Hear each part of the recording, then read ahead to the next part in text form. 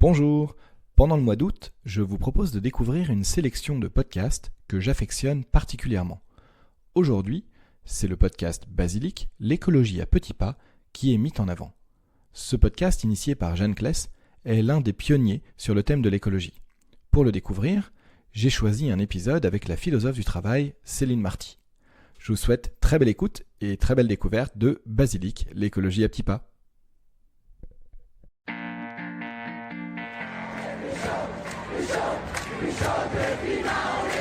Bienvenue chez Basilic, le podcast pour changer de regard et imaginer ensemble un futur désirable.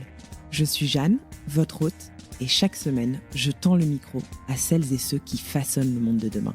Je vous souhaite la bienvenue et j'espère que vous vous sentirez bien chez Basilic.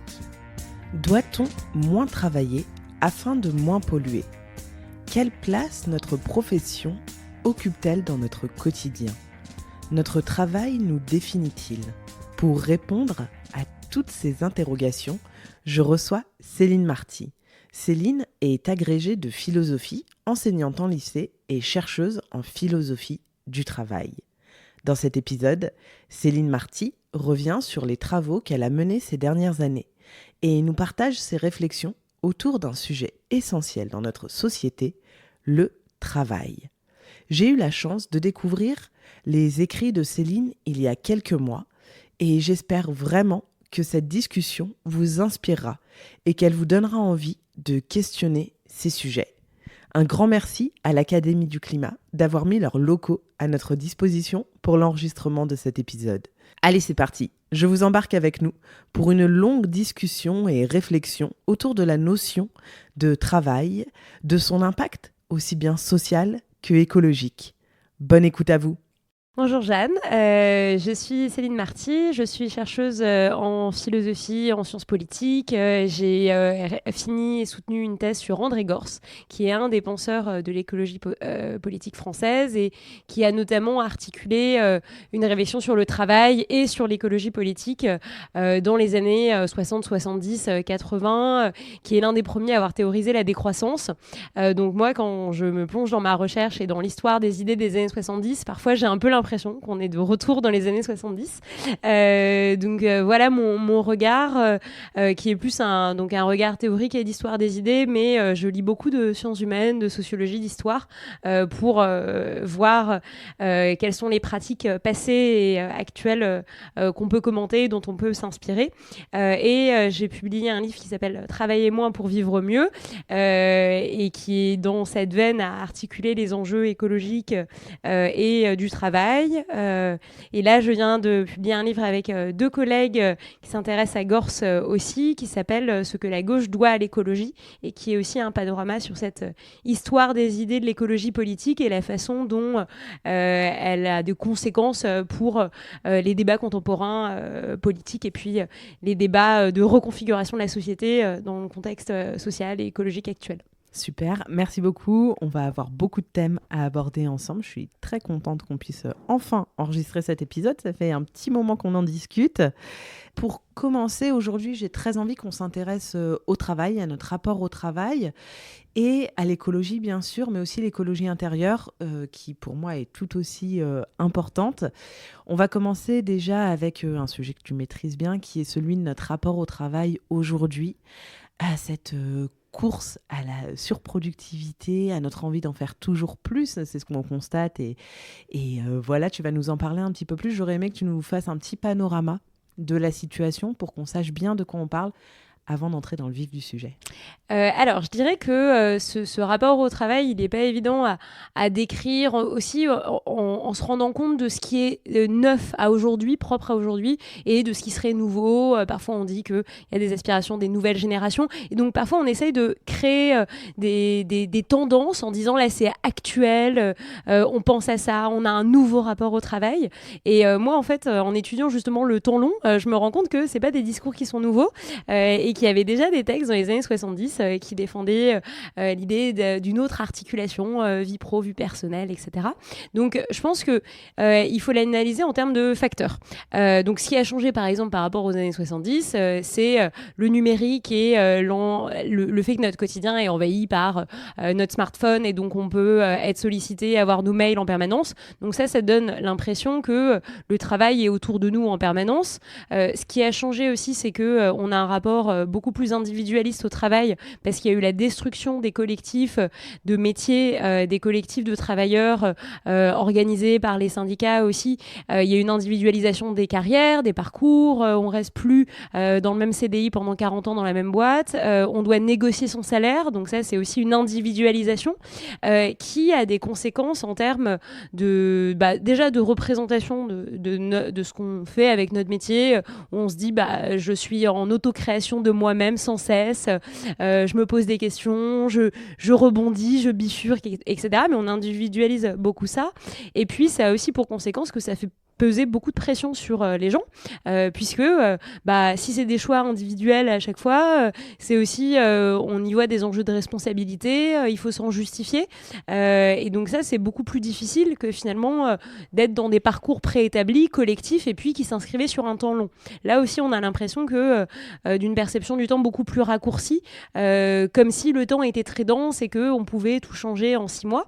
Je pense qu'un des autres facteurs aussi qui dit quelque chose de notre mal-être, qui a changé quelque chose dans notre rapport au travail, c'est bien sûr l'épisode du Covid et du confinement qui a affecté les situations des travailleurs de façon différente. Il y en a qui ont été obligés de surtravailler dans un contexte de crise, les soignants par exemple, les métiers essentiels. Il y en a qui ont été assignés à domicile en télétravail dans des conditions pas forcément discutées, etc. Il y en a qui ont été assignés au chômage partiel et qui se sont retrouvés un peu démunis. Donc voilà, ça, c'est des facteurs qui bouleversent un peu le rapport, les habitudes de travail. Je dirais que ce qui est intéressant, c'est de voir comment nos habitudes de travail sont remises en question, sont interrogées par des gens qui ont un autre regard aussi. Ce qu'on reproche en fait aux jeunes, quand on dit les jeunes ne veulent pas travailler ou je ne sais quoi, en fait on leur reproche de questionner les habitudes de leurs aînés, de vouloir faire différemment, de questionner l'autorité aussi. Ça, c'est un truc qui passe un peu moins bien dans des institutions établies, d'une certaine façon. Et donc, je pense c'est plus intéressant d'analyser les facteurs, de se dire qu'est-ce qui peut avoir changé. On est aussi dans un contexte où le marché de l'emploi, il est différent par rapport à il y a 10 ou 20 ans, parce qu'on a l'impression que le rapport de force, il est revenu en faveur des salariés, ce qui n'était pas le cas depuis les années 70, grosso modo, depuis l'après 68. Et donc là, on a l'impression qu'on peut plus facilement négocier certaines conditions de travail dans certaines situations, quand on a les qualifications recherchées, quand on est dans les secteurs recherchés, etc. Parce qu'il y a toujours des gens qui galèrent à trouver du boulot. Il y a toujours des gens à qui on ne propose que des conditions de travail précaires. Donc, le télétravail et les congés illimités, c'est pas pour tout le monde. Donc ça, c'est important de le rappeler aussi. Et il faut se méfier des effets loupe. Typiquement, sur le télétravail, ne parler que de ça, alors que ça concerne 30% des salariés aujourd'hui. Donc, je pense qu'il faut analyser notre rapport au travail en essayant de voir les facteurs qui peuvent avoir changé. Un truc que je dis souvent quand on pense aux jeunes, parce que c'est pas intrinsèquement les jeunes qui seraient différents de leurs aînés ou autres, c'est des facteurs de situation aussi générationnels. Les jeunes sont plus sensibles aux enjeux écologiques, climatiques et essayent de l'intégrer dans leur pratique au quotidien aussi. Les jeunes ont aussi potentiellement vu leurs parents souffrir de leur travail de façon plus marquée que leurs aînés. Et moi, je dis toujours que quand vous êtes les enfants des salariés suicidés de France Télécom, oui, vous avez un autre rapport au travail que quelqu'un qui a eu un autre type de carrière. Donc ça, on ne pense pas assez que les souffrances au travail qu'on a infligées à plusieurs générations de travailleurs, ça a des conséquences sur leurs enfants. Bien sûr. Là, on est un peu en train de redécouvrir finalement une sorte de génération rebelle pour certains, mais qui est aussi le résultat d'une maltraitance du marché de l'emploi, d'un management, de pratiques de travail défaillantes. Donc voilà, on pourrait dire qu'il y a tout un cocktail qui fait que à minima, nos habitudes de travail sont d'interroger. Après, ça ne veut pas dire qu'elles vont toutes dans le même sens, que tout le monde passe au flex office depuis Biarritz ou je ne sais quoi, pas du tout. Mais ça veut dire que toutes les habitudes sont un peu dynamitées et donc c'est l'occasion de se poser des questions. Et ça, la philosophie adore quand on se pose des questions, parce que c'est l'occasion d'analyser une situation et puis de dessiner d'autres possibles. Et dans le fond, il faut aussi le prendre comme une situation justement où on peut créer des choses nouvelles. Ça, c'est intéressant de voir que les moments de contestation, les moments où les habitudes paraissent démodées, c'est les moments où on peut inventer quelque chose de nouveau. Super, merci beaucoup Céline pour cette entrée en matière. Toi, tu t'es beaucoup intéressée à l'écologie aussi et à ce lien entre travail et écologie qui forcément, moi, me parle beaucoup parce que c'est toute l'essence même de Basilic. Toi, tu dis, dans notamment ton précédent ouvrage, pas le dernier, celui qui est sorti juste avant, que en travaillant moins, on peut contribuer à la protection de la planète, que ça peut avoir un impact écologique. Est-ce que tu peux nous expliquer cette dimension ? Alors, il n'y a pas que toi qui dis ça, bien sûr, mais tu y as beaucoup réfléchi, notamment en analysant Gortz, mais pas que. Est-ce que tu peux nous expliquer un peu tout ça ? Parce que je pense que ça semble très abstrait de faire ce lien. Très abstrait parce que ça va complètement à l'encontre du débat public actuel où on entend que pour faire la transition écologique, il faudrait travailler beaucoup plus. Redoubler d'efforts. Il faut redoubler d'efforts, se retrousser les manches, etc. Bon, les gens qui disent ça, généralement, c'est pas eux qui sont dans les champs à cultiver les poireaux. Donc c'est aussi facile d'inciter les autres à travailler quand on n'est pas concerné. C'est souvent des retraités qui disent ça un peu. Mais par-delà la plaisanterie, l'activité de travail, c'est quoi ? C'est d'un point de vue, et ça c'est ce que nous montre l'écologie scientifique, elle nous rappelle la matérialité des choses. Bien L'activité de travail, c'est un corps vivant, un esprit qui fournissent un effort. Donc déjà, ce corps vivant et cet esprit qui fournissent des efforts sont déjà impactés par la crise climatique. On a des études en économie de la santé qui montrent que on a déjà des baisses de productivité horaire et des baisses de PIB qui seraient imputables à ce qu'on appelle le stress thermique. Le fait en fait que les corps récupèrent moins bien, que les corps souffrent en fait des canicules, des difficultés à se reposer, etc. Donc déjà, nos corps ils sont pas prêts à travailler plus. C'est une illusion de croire qu'on va pouvoir fournir 2 fois plus d'efforts alors que l'économie de la santé montre qu'il y a déjà une baisse de la productivité horaire. Donc le travail, c'est une activité où nos corps et nos esprits se fatiguent. C'est une activité où on consomme des ressources. Là, on consomme de l'électricité, on consomme de la matière, de la nourriture, on consomme de l'air, de l'eau, etc. Donc, c'est toujours une activité qu'on a même appelée de destruction de ressources. C'est le bioéconomiste Nicolas Georgescu-Roegen qui dit ça dans les années 70. Et donc, il faut analyser le travail et la production comme des activités destructrices et pas seulement créatrice d'un truc nouveau ex nihilo. En fait, il faut arrêter de penser ex nihilo, puisque toute activité de transformation de la matière, déjà, consomme la matière qu'elle transforme, mais en plus participe à la dégrader, parce que c'est comme l'enjeu du recyclage. On n'arrive jamais à recycler entièrement un objet, du plastique, etc. Et donc, ça se dégrade en cours de route. Le travail, c'est pareil. Donc, à partir du moment où on prend acte de la matérialité du travail, aussi bien comme fatigue de notre corps que comme une activité qui consomme des ressources, qui génère des déchets, qui vont impliquer d'autres types de travail derrière pour le traiter. Le pire étant toutes les boîtes là qui se font livrer des sushis sur la pause déj. me fout le bourdon de penser à tout le travail que ça implique ensuite de traitement de toute cette activité. Et donc, il faut qu'on pense le coût écologique de notre travail. Jusque-là, nos études sur l'écologie, sur nos pratiques écologiques du quotidien, se concentrent sur la consommation, donc l'alimentation, le transport, acheter d'occasion plutôt que neuf, etc. Mais c'est comme si on ne tenait pas compte de l'ampleur écologique en fait du travail, alors que c'est d'abord par notre travail qu'on a un coût écologique au quotidien. Alors, c'est dû à plusieurs facteurs, le fait qu'on prenne pas le prisme, qu'on prenne pas le sujet par ce prisme-là, c'est parce que c'est plus facile de dire aux gens de changer un peu leurs pratiques individuelles que de changer un modèle économique. Mais ce faisant, en fait, on laisse en place un modèle économique fondé sur une illusoire croissance économique. Moi, ce matin, j'ai entendu des gens, des députés de droite qui disaient on est dans une croissance plate. Alors franchement, il y a un moment, faut changer de mot. Arrêtez d'y croire, en fait. Donc, il faut qu'on change de modèle économique foncé sur une croissance plate. Ce n'est pas possible.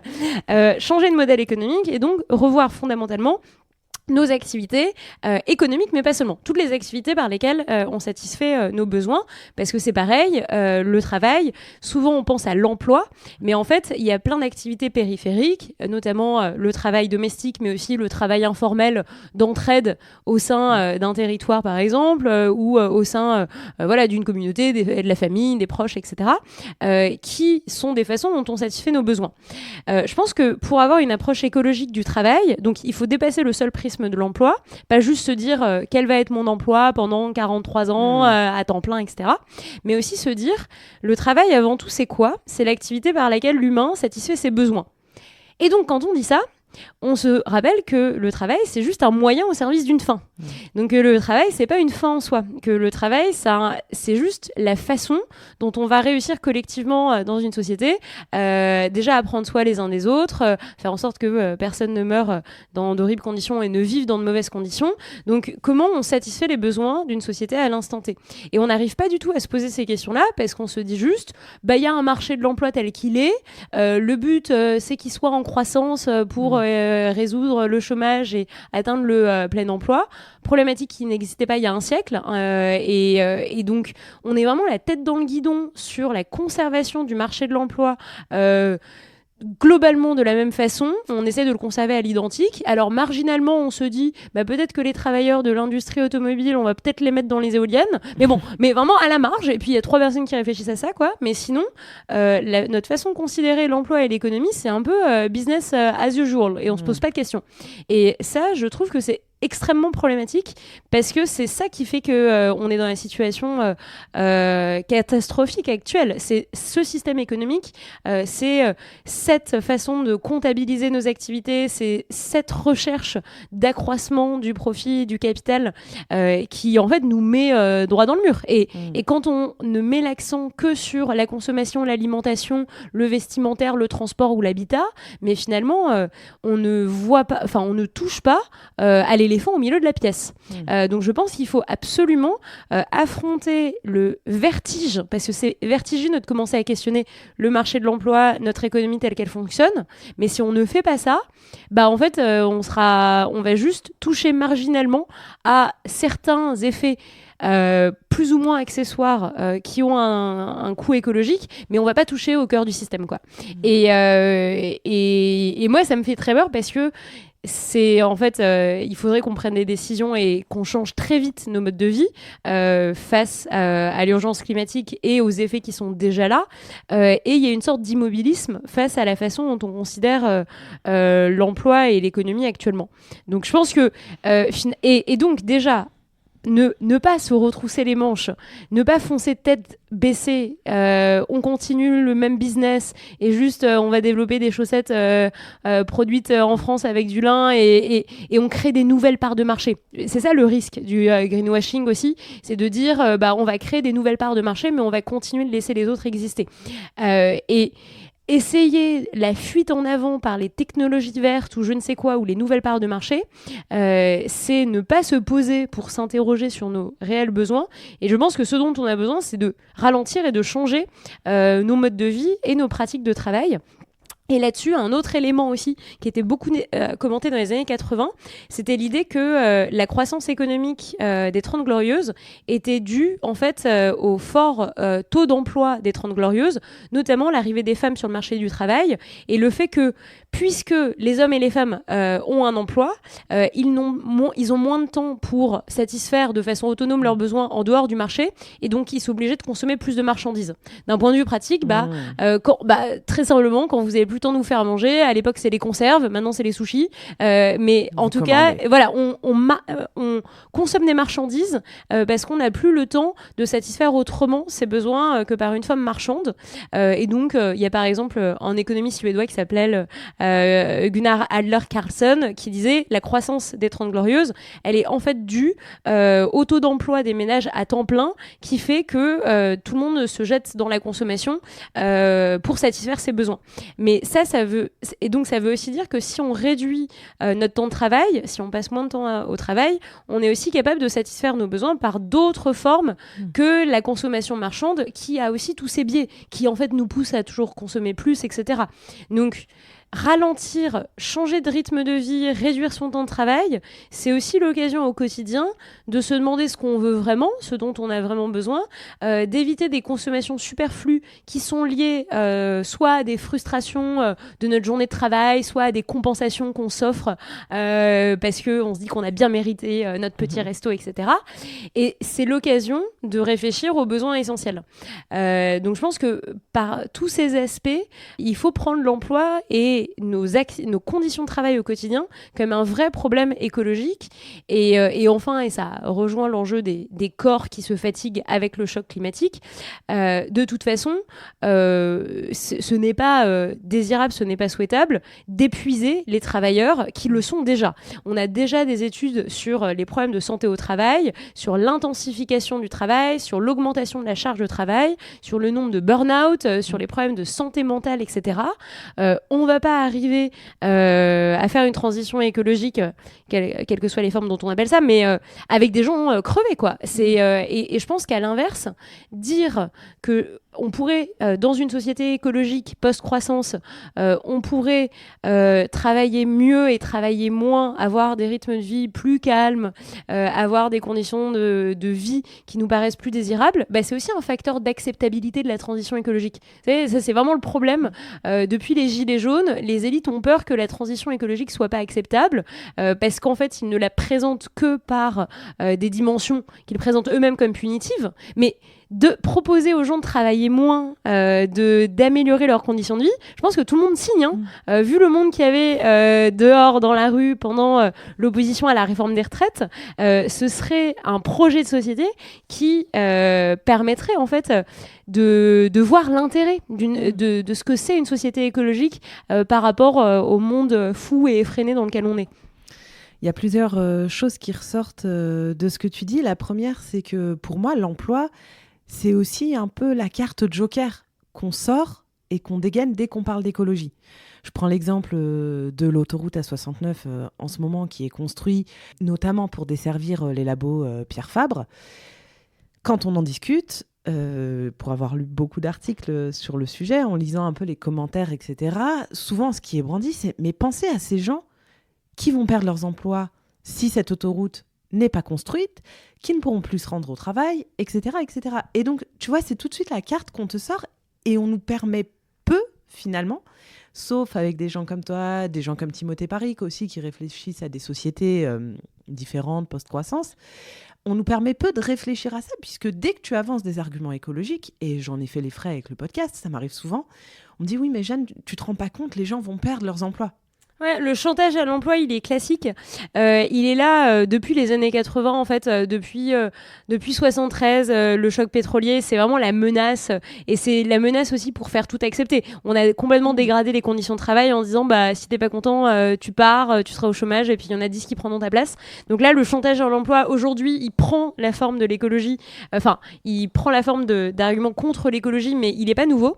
C'est vraiment une façon de discipliner les populations des travailleurs aussi et d'empêcher la discussion, de dire c'est comme ça et pas autrement. C'est vraiment il n'y a pas d'alternative de Thatcher à la sauce verte aujourd'hui.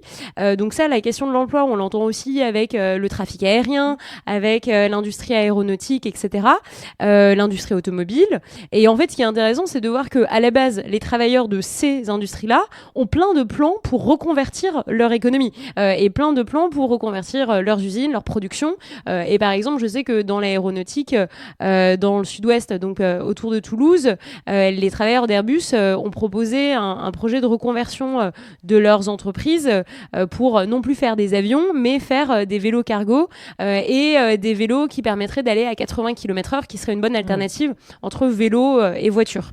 Et en fait, derrière, c'est les directions qui suivent pas.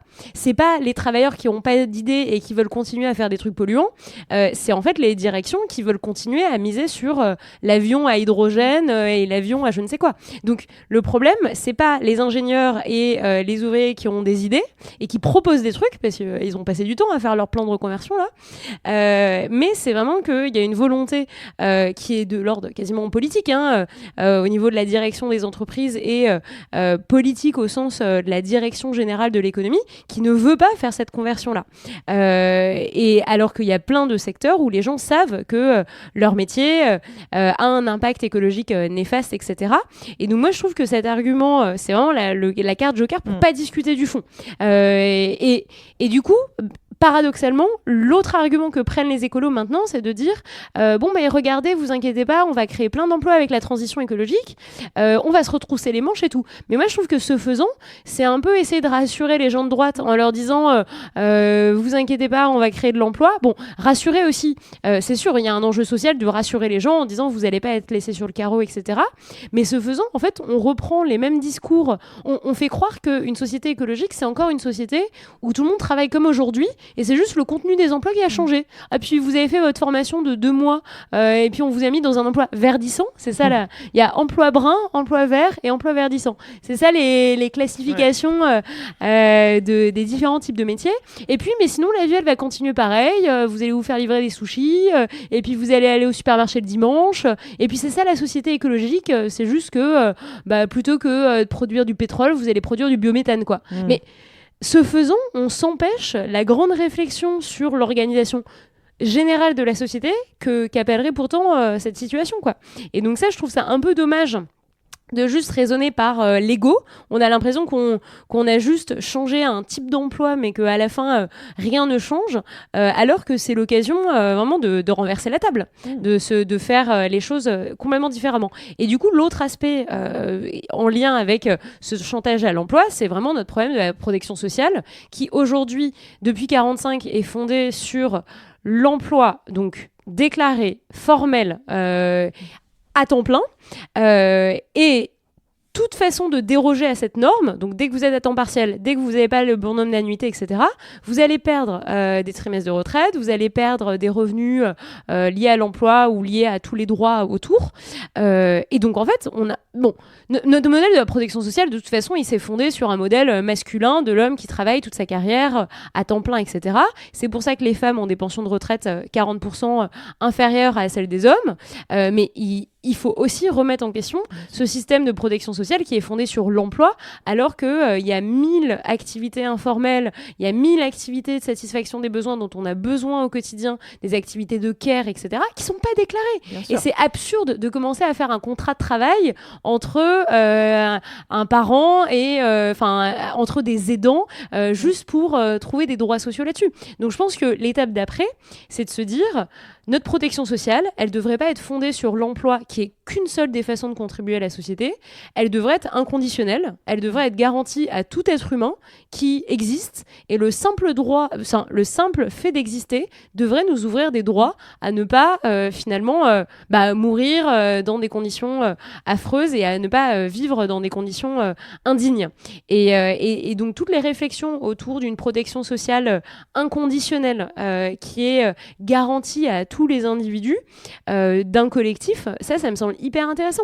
Et dans le fond, c'est quand même très récent notre façon, en tant qu'organisation sociale, de traiter les plus démunis en les excluant complètement. Parce que quand on voit, avec par exemple les travaux du sociologue Robert Castel, qui a travaillé sur l'histoire de la protection sociale, dans son livre de 95, Les métamorphoses de la question sociale, il montre bien les différents types d'assistance qui ont été mis en place, par toutes les sociétés, les sociétés d'Europe occidentale. Lui, il prend ça comme terrain et il montre qu'il y a des formes d'assistance, alors de charité dans ce contexte-là, mais au Moyen-Âge, à la Renaissance, dans les pays d'Europe occidentale. Et même quand vous prenez des travaux d'anthropologie sur des sociétés non capitalistes, il y a toujours un soin de tous les membres de la communauté. Donc cette façon de dire marche ou crève, c'est quand même hyper récent. C'est un capitalisme contemporain qui ne prend même plus soin finalement parce qu'il fut un temps où il prenait soin de la main-d'œuvre en se disant il y a un enjeu économique, on va pas laisser les gens sur le carreau. Et je pense que c'est d'autant plus important de penser une protection sociale écologique et inconditionnelle que nos conditions de travail, nos conditions de santé, elles vont aussi changer avec toute la situation écologique et que on va pas espérer simplement que ce soit parce que c'est à peine la sécurité sociale aujourd'hui qui prend en charge. Maintenant, on est obligé de compenser par des mutuelles privées, etc. Et les assurances, face aux risques climatiques, qu'est-ce qu'elles font ? Elles augmentent les cotisations et puis ensuite, vous avez une chance sur deux de ne pas être indemnisé si vous n'êtes pas dans la bonne case, quoi. Donc, je pense que c'est hyper important de penser à une sécurité sociale inconditionnelle qui soit pas dans les mains des acteurs privés et qui garantisse à tout le monde une réelle protection, que ce soit pour les ouvriers du BTP qui sont exposés à des fortes chaleurs, que ce soit pour les cadres qui veulent se reconvertir de la pub vers des métiers essentiels ou je ne sais quoi, ou que ce soit des ingénieurs de l'aéronautique qui ont envie de faire des vélos cargo. On a besoin, mais c'est sûr qu'on a besoin que cet accompagnement dans la transition, il soit collectif aussi, et que ce soit pas juste chacun tout seul qui va sur LinkedIn et qui essaye de taper travail qui a du sens. Et bien sûr, et on va revenir sur cette notion de sens. Juste avant, tout à l'heure, tu disais que c'est vertigineux de repenser notre rapport au travail. C'est vertigineux d'imaginer travailler moins. Parce qu'aujourd'hui, en société, une des premières questions qu'on pose quand on rencontre des gens, c'est alors tu fais quoi ? C'est très difficile aujourd'hui de ne pas avoir d'emploi en France ou ailleurs d'ailleurs, mais que ça nous définit en fait. On a l'impression que ça nous définit. Et donc accepter de travailler moins, tu vois, ça nous renvoie aussi à cette idée de peut-être que ma valeur, parce que c'est comme ça qu'on le perçoit, est inférieure. Et donc si j'assume de dire moi je travaille que 2 jours par semaine, je vais peut-être passer pour les autres, pour quelqu'un de feignant, etc. Et donc plutôt des termes qu'on n'a pas trop envie de se voir coller sur le visage. Et il y a tout un rapport au travail qui est presque l'essence de ce qu'on est aujourd'hui. Et je trouve que c'est ça aussi que ça vient toucher. Évidemment qu'il y a tous les aspects dont tu parlais, économiques, de transition, mais il y a aussi le rapport à soi qui est hyper important. Et dès l'école, alors je me souviens plus trop de l'école, mais moi j'ai fait une fac de droit. À la fac de droit, on t'apprend à être le meilleur, le plus productif. J'en suis sortie bien heureusement, mais on t'apprend ça. Comment on change ça ? J'ai l'impression que c'est ancré en nous, tu vois. Oui, alors il y a 2 dimensions dans cette socialisation. Il y a la socialisation à la compétition. Donc ça, en effet, ça c'est un problème en soi. Et il y a beaucoup de pédagogues qui réfléchissent à la sociologie, à la socialisation par l'entraide, par exemple, par la coopération, à d'autres façons de favoriser ces pratiques de coopération entre élèves. Et alors le problème de l'enseignement supérieur, c'est qu'on a l'impression qu'on est tout de suite beaucoup plus ciblé sur le marché de l'emploi et donc c'est tout de suite plus compétitif que peut-être dans une classe de primaire. Mais ça, cette impression aussi d'une compétition pour des postes restreints, c'est aussi parce qu'on est dans un contexte où il y a cette crainte du chômage, où il y a l'impression que on ne donne de place qu'aux meilleurs. Mais ça, c'est on a l'impression que sinon on aura du mal à trouver quelque chose, qu'on sera les rebuts, etc. Donc ça, je pense qu'il y a un truc à déconstruire là-dessus. Et puis ensuite, l'identification professionnelle à son emploi, ça, c'est une pratique psychologique récente, parce que quand on regarde en fait qui travaillait même il y a 2-3 siècles, en fait, c'était pas toute la population. Et puis, les plus aisés, ils se posaient pas la question de quel était leur emploi, leur identité sociale, etc. Donc ça, c'est vraiment dû au paradigme dans lequel on est de la société salariale, où toute notre protection sociale, elle est fondée sur le salariat, et où nos revenus en viennent, nos droits sociaux en viennent, et où on a l'impression que c'est par le salariat maintenant que se fait notre attribution d'un rôle social. Mais en fait, quand on regarde même sur une époque récente en France, il y a encore, avant la Seconde Guerre mondiale, il y a encore une majorité de la population qui est agricole, paysanne, et qui en fait, il y a aussi une identité qui passe par d'autres aspects. Ce que je veux dire, c'est que dans ce contexte-là, on disait d'ailleurs que les gens étaient plus réactifs. À la fois, ils ont leur potager, à la fois, ils tiennent le bistrot du coin, et puis au bistrot, il y a aussi une partie un peu café où on peut envoyer des trucs de la poste. Enfin, que les gens n'étaient pas assignés à une case hyper spécifique, et c'est pour ça que quand on dit à nos parents qu'on est product manager ou je ne sais quoi, ils comprennent pas trop, quoi. Parce que c'est pas des fonctions sociales qui sont clairement identifiées. Et en fait, fait, voilà, le champ des possibles en termes de fonction sociale était plus réduit. Alors, ça veut pas dire que c'était mieux, mais en tout cas... il y avait moins aussi un enjeu d'identification et d'hyper-spécialisation dans l'identité. Alors après, je trouve que le fait de travailler moins, alors, ça peut être un choix qui nous fait passer pour qui est axé, vu qu'on est dans un contexte où on valorise moralement le dévouement qu'on met dans l'activité de travail, c'est vrai que si on est jugé par quelqu'un qui travaille énormément, etc., je pense que ça touche d'abord un enjeu un peu d'injustice. Les gens se disent ah mais purée, comment c'est possible et pourquoi moi je souffre à travailler autant. Je pense qu'avant d'être vraiment un jugement des approbateurs de tu es réellement un fainéant, je me demande s'il n'y a pas un peu un truc de ah bah peut-être que moi aussi j'aimerais bien. Et je pense que c'est ça l'enjeu aussi, même dans le clash des générations, c'est qu'en fait les générations plus établies se disent qu'elles aussi elles auraient aimé renverser la table. Porte, ouais. Voilà. Et donc je pense qu'il y a d'abord un truc de en fait tout le monde souhaite travailler un peu moins. Et donc ça, quand on taxe, quand on se moque des autres, etc., qui le font, c'est peut-être parce que voilà, on n'ose pas passer le pas. Et il y a peut-être un peu d'envie aussi là-dedans. Mais c'est sûr que on a un problème aujourd'hui. On n'arrive pas à appréhender les enjeux du travail et de l'emploi dans le contexte écologique. On n'arrive pas à les aborder frontalement parce que on est pétri de préjugés culturels et idéologiques. Donc ça, c'est sûr que c'est des freins épistémologiques à l'analyse. C'est des choses qui nous empêchent de poser les choses à plat parce qu'on n'arrive pas du coup à considérer l'activité de travail sur le plan matériel, comme je disais tout à l'heure avec Georgescu-Roegen, en se disant bah, c'est juste une activité de production pour satisfaire nos besoins et ça consomme des ressources, donc il faut essayer de la minimiser. On n'arrive pas à se dire ça parce qu'on se dit mais non, mais c'est ma carrière, c'est mon identification personnelle, c'est mon engagement existentiel et tout. Et je pense qu'il faut désubjectiviser l'activité de travail. Il faut se rendre compte que d'à quoi elle sert dans notre société. Il faut se dire on a des activités qui doivent servir à satisfaire certains besoins. Alors actuellement on est dans une société salariale où c'est ça qui permet de redistribuer les ressources économiques et les droits sociaux. Donc parfois on est prêt à prendre n'importe quel type d'emploi juste parce qu'il faut payer les factures et parce qu'on a un peu peur pour ces enjeux de retraite et d'assurance maladie. Enfin, c'est aussi facile de se dire vas-y je claque tout, je me mets en auto-entrepreneur, j'ai pas besoin d'une sécurité sociale, j'ai besoin d'une assurance maladie quand on n'a pas de pathologie grave en fait. Mais le jour où t'es malade, le jour où t'es malade et puis le jour où en fait t'as une maladie chronique, t'es bien content d'avoir un peu une protection sociale stable et franchement c'est pas le statut d'auto-entrepreneur qui l'apporte. Et même quand on regarde les congés maternité ou les congés maladie des indépendants, des avocats, etc., enfin, ils sont hyper mal lotis. On voit bien que tout est fondé sur le salariat dans notre raisonnement autour de ça.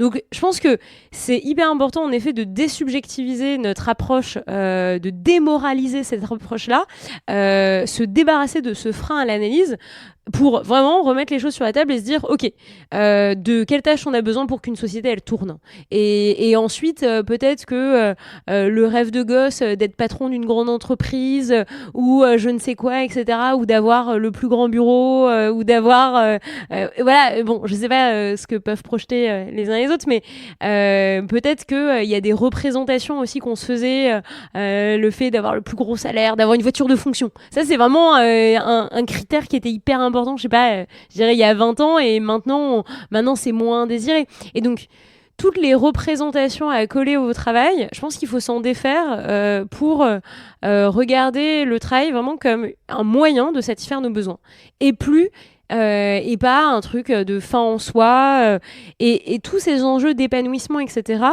On pourrait très bien dire que ça peut continuer dans le travail parce que je pense qu'on peut trouver du sens et de la reconnaissance, du développement de ses compétences, un sentiment de progresser, etc. La joie de faire des choses avec les autres dans différentes activités et pas que dans l'activité pour laquelle on s'est formé à 18 ans. Donc ça, je pense que c'est sûr. Et surtout, on peut trouver de l'engagement existentiel, du dévouement, de la reconnaissance, des interactions sociales en dehors de l'emploi. Enfin, ça c'est quand même le truc quand on réfléchit sur l'emploi et qu'on dit l'emploi ça socialise, sinon les gens ils sont tout seuls chez eux. Enfin, c'est faux quoi. Les gens sont capables de nouer des liens sociaux pour d'autres raisons que des raisons professionnelles. Et en plus, quand même, les raisons professionnelles, on choisit pas ses collègues. Enfin, on prend un peu le boulot là où on arrive à trouver un truc. Et on voit très bien les gens qui s'investissent, je sais pas, dans le conseil de leur école, ils sont capables de nouer des liens sociaux en dehors de leur activité professionnelle. En fait, souvent, les liens sociaux sont même plus forts quand ils sont noués au travers, tu vois, d'une association, un conseil de parents, etc. Mais c'est choisi. En fait, c'est comme dans le militantisme politique, tu sais que tu vas en étant d'accord sur les valeurs. Alors qu'en fait, les collègues, tu peux pas, tu choisis pas toujours tes collègues. Le modèle de la start-up où on est tous amis, etc. C'est quand même, c'est pas le cas de tout le monde et dans plein de milieux. Donc je pense que il faut se rendre compte que tous les attributs qu'aujourd'hui, toutes les fonctions qu'on attribue aujourd'hui au travail, la socialisation, l'épanouissement personnel, l'identification sociale, etc., en fait, ça peut se faire dans d'autres activités que des activités rémunérées, déclarées, qui correspondent à l'instant T à une part de marché. Parce qu'en fait, toutes vos compétences, ce que vous aimez faire, etc., mais ça peut ne pas correspondre aux besoins d'une entreprise ou d'une organisation. Et donc, c'est si biaisé et on risque de tant se forcer à essayer de trouver l'offre d'emploi adéquate à nos désirs, alors qu'en fait, ces désirs, ils pourraient s'exprimer dans d'autres activités que le travail. Et donc tout l'enjeu, c'est justement de permettre que ces activités, elles existent en dehors de l'emploi, puisqu'ils pourraient ne plus avoir le monopole de notre vie. En fait, si on investit autant l'emploi aujourd'hui en disant c'est là que je cherche le sens, etc., c'est parce qu'on laisse rien d'exister d'autre. Mais en fait, si on pouvait articuler son emploi avec d'autres activités, d'autres types d'engagement, d'autres types de reconnaissance sociale, on ferait peut-être la part des choses. Et en fait, on éviterait de tout investir à fond dans une direction. Et justement, tu réponds à la question que je voulais te poser sur la quête de sens, qui est une question qui est beaucoup revenue quand j'ai sollicité les auditeurs et auditrices de Basilic pour te poser des questions lors de l'enregistrement de cet épisode, qui s'interrogeaient sur la quête de sens au travail. Je reçois énormément de messages en 6 ans et demi de création de podcast sur ce sujet-là, de gens qui me disent « mais moi, je suis profondément malheureux au travail ». Et en fait, en discutant avec ces personnes-là et pour avoir échangé avec elles sur plusieurs années, parfois, elles n'ont pas forcément changé de travail, mais elles ont développé d'autres choses à côté. Rejoindre une association, donner des cours d'aquarelle parce que c'est leur passion, etc., etc. Des activités qui ne sont pas forcément rémunératrices, où il n'y a pas de lien monétaire, mais où elles s'épanouissent. Et tu y répondais justement, mais aujourd'hui, tu en parlais avec moi là, juste avant le début de l'enregistrement, aujourd'hui, c'est une notion qui est très mal perçue par les entreprises. En fait, tout le monde essaye de remettre de la quête de sens dans les boulots. Tu vas trouver du sens dans ton travail. Ne t'inquiète pas, viens travailler chez moi. Sauf qu'en fait, c'est juste effacer le problème, gommer les profondes interrogations auxquelles ces personnes-là sont confrontées. Ouais, alors je pense que la question du sens, elle est hyper intéressante parce que à la fois, c'est un questionnement hyper subjectif, ce qui est issu d'une histoire personnelle de chacun. Chacun se pose cette question-là avec sa propre formation, ses propres valeurs, ses propres exemples de la famille, des amis, etc. Donc on n'a pas du tout les mêmes représentations en tête, on n'a pas les mêmes critères. Donc c'est une démarche profondément subjective et c'est pourquoi on peut pas la manipuler de l'extérieur. Moi je pense qu'un principe issu du féminisme qu'il faut appliquer en entreprise, c'est qu'on ne force pas le consentement. Et le sens, c'est pareil, on ne force pas l'adhésion au sens de l'entreprise ou je ne sais quoi. Donc les pédagogies paternalistes pour nous dire si tu trouves pas de sens dans ton boulot, c'est que t'as pas très bien compris, mais on va te faire un PowerPoint et on va te faire une réunion RSE, etc. Et tu verras que ton travail a du sens. Bullshit.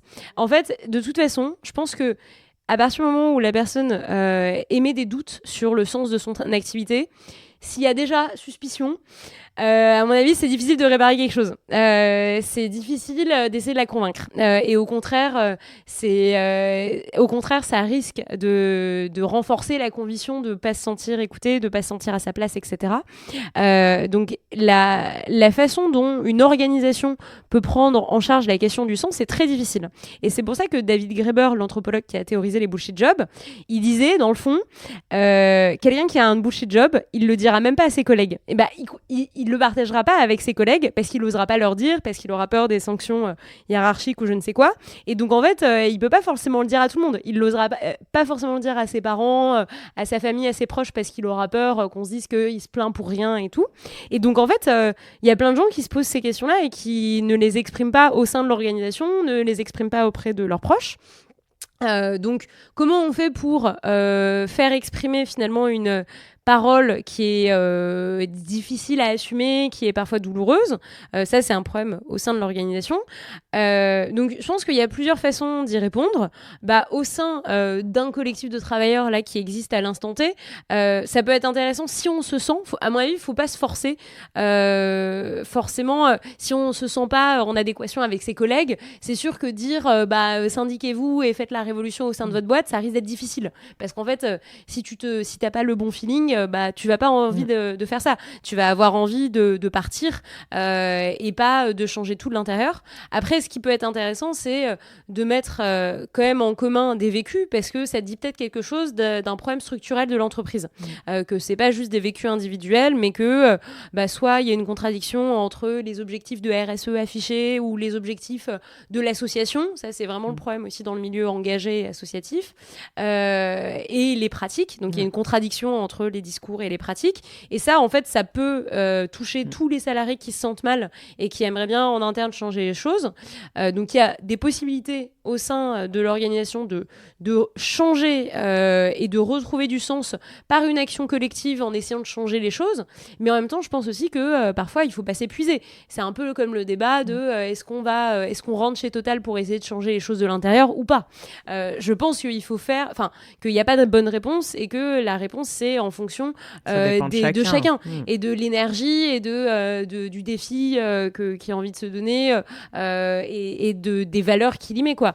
Mais du coup, je pense qu'il n'y a pas de réponse unique, mais ce qui est important, c'est de se méfier des réappropriations de ce discours qui a du sens là, parce qu'on l'entend partout, y compris du côté des mêmes personnes qui ont dégradé les conditions de travail, qui ont intensifié le travail. Donc c'est facile de demander, de changer le travail des gens, de leur demander de faire du reporting Excel tout le temps, et puis à la fin de leur dire mais si, regardez, ça a du sens, on est engagé dans 3 objectifs RSE.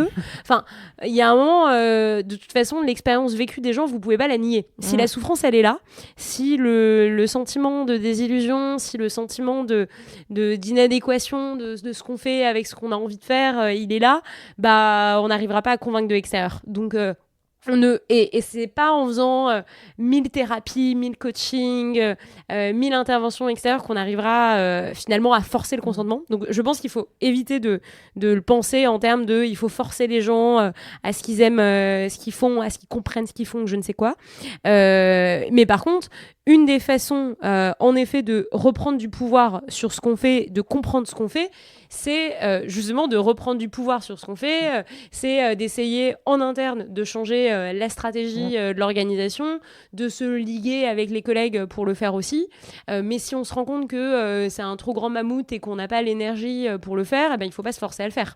Je pense que parfois aussi, ça dépend des tempéraments et des histoires aussi de chacun, du rapport à l'affrontement aussi, parce que c'est très coûteux en énergie d'avoir envie de se battre pour changer la stratégie d'une entreprise qui n'est pas forcément la sienne et où on est juste salarié.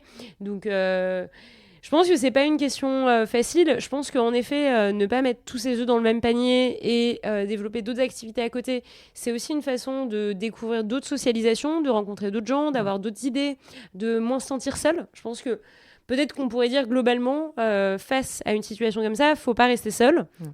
Soit au sein de son travail, il faut essayer de trouver des alliés avec qui on peut soit changer les choses, soit au moins parler du quotidien.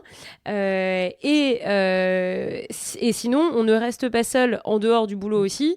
On essaye de tisser des liens et tout. Et en fait, les profils des personnes qui sont en burn-out, c'est des gens qui avaient surinvesti uniquement la sphère professionnelle.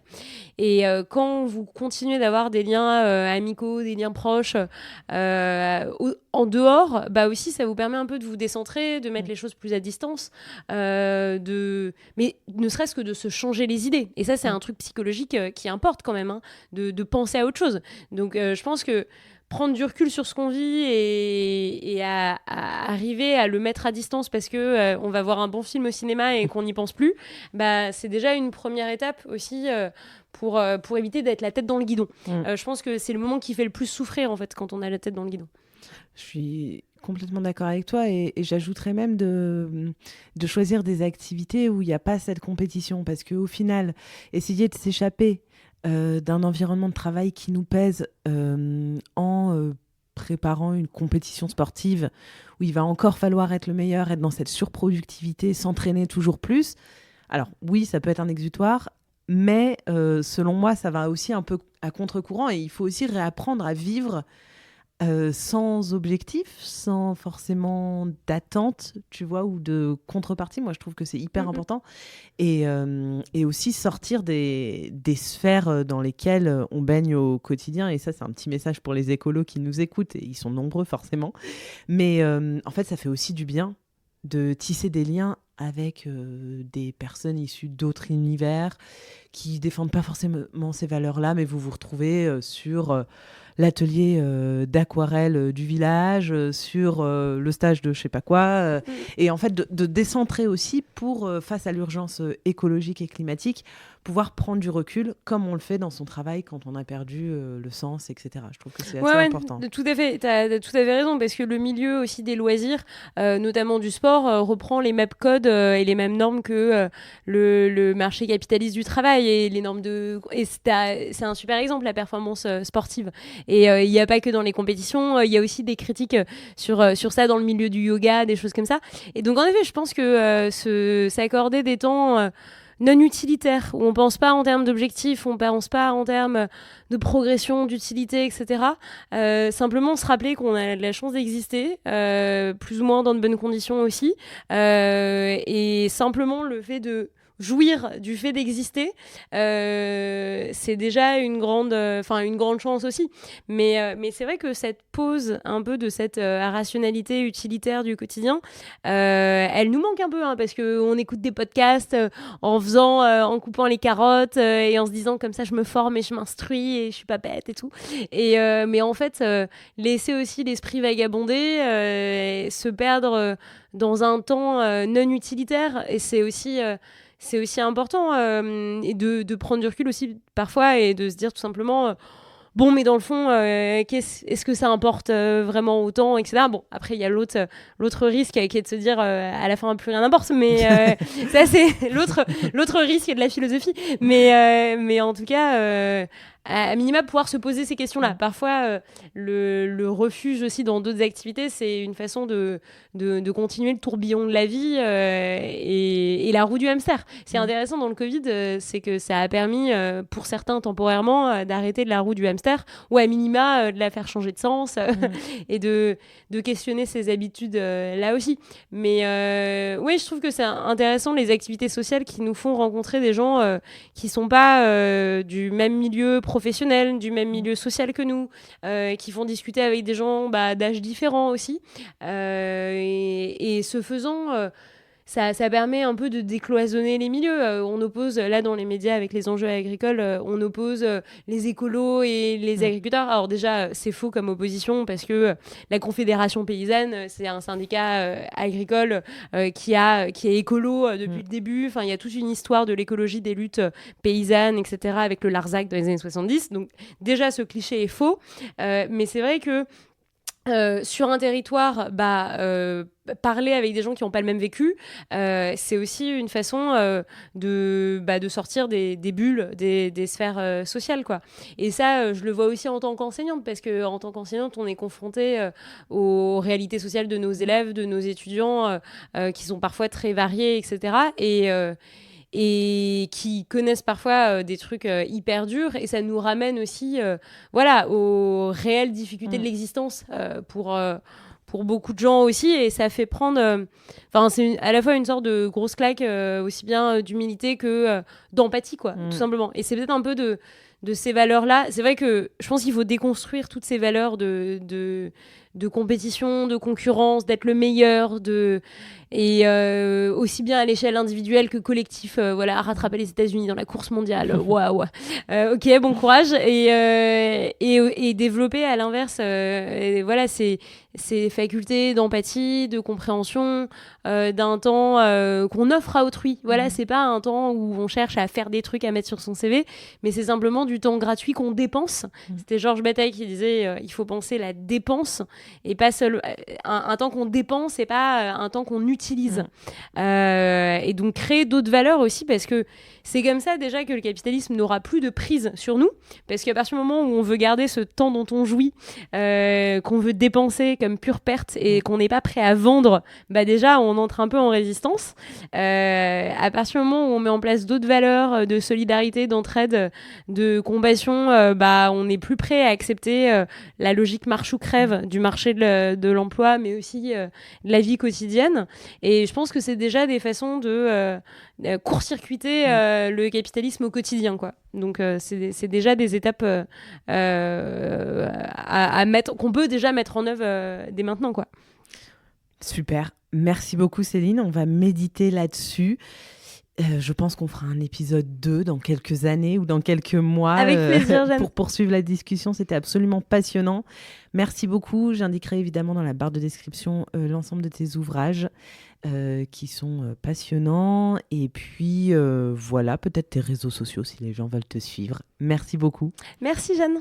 Et voilà, cet épisode est déjà terminé et j'espère qu'il vous aura plu. Pour aller plus loin, je vous invite à lire l'ouvrage de Céline intitulé « Travailler moins pour vivre mieux », paru aux éditions Juno en 2021. Si vous souhaitez participer aux prochains épisodes de Basilic en posant une question à mes invités, il vous suffit de consulter la barre de description. À très bientôt. Merci d'avoir écouté cet épisode jusqu'au bout. Si vous êtes encore là, j'imagine qu'il vous a plu.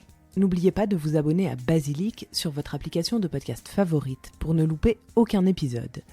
Vous pouvez également me suivre sur Instagram et LinkedIn @basilicpodcast pour découvrir les coulisses de tous les épisodes et de toutes les interviews.